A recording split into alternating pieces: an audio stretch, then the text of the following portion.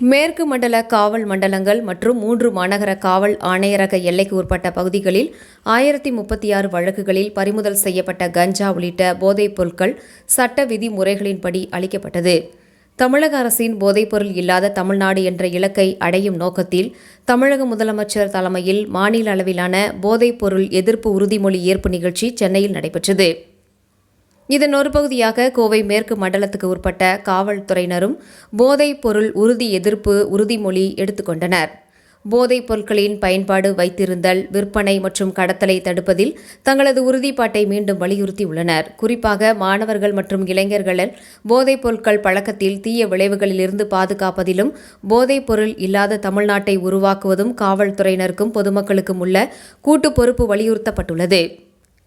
இதன் தொடர்ச்சியாக மேற்கு மண்டலத்துக்கு உட்பட்ட பல்வேறு காவல் மாவட்டங்கள் மற்றும் 3 மாநகர காவல் ஆணையரக எல்லைக்கு உட்பட்ட பகுதிகளில் 1036 வழக்குகளில் ஏற்கனவே பறிமுதல் செய்யப்பட்ட கஞ்சா உள்ள போதைப் பொருட்கள் உரிய சட்ட நடைமுறைகளின்படி அளிக்கும் நடவடிக்கை மேற்கொள்ளப்பட்டது.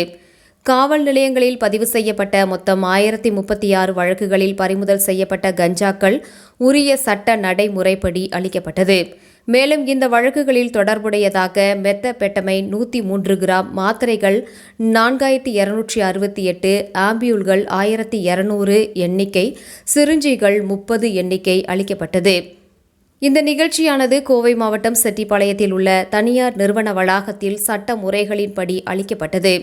இந்த நிகழ்ச்சியில் கோவை மாநகர காவல் ஆணையர் கண்ணன், மேற்கு மண்டல காவல்துறை தலைவர் ரம்யா பாரதி, சேலம் மாநகர காவல் ஆணையர் ஜோஷி நிர்மல்குமார், திருப்பூர் மாநகர காவல் ஆணையர் ராஜேஸ்வரி, கோவை சரக காவல்துறை துணைத் தலைவர் சாமிநாதன், சேலம் சரக காவல்துறை துணைத் தலைவர் சந்தோஷ் ஹெடிமணி, கோவை மாவட்ட காவல் கண்காணிப்பாளர் பவன் கே ரெட்டி, தருமபுரி மாவட்ட காவல் கண்காணிப்பாளர் அருண் கபிலன், காவல் துணை ஆணையர் தலைமையிடம் ராஜராஜன், காவல் துணை ஆணையர் தலைமையிடம் கீதா, கோவை மாநகர தெற்கு காவல் துணை ஆணையர் கார்த்திகேயன் ஆகியோர் கலந்து கொண்டனர்.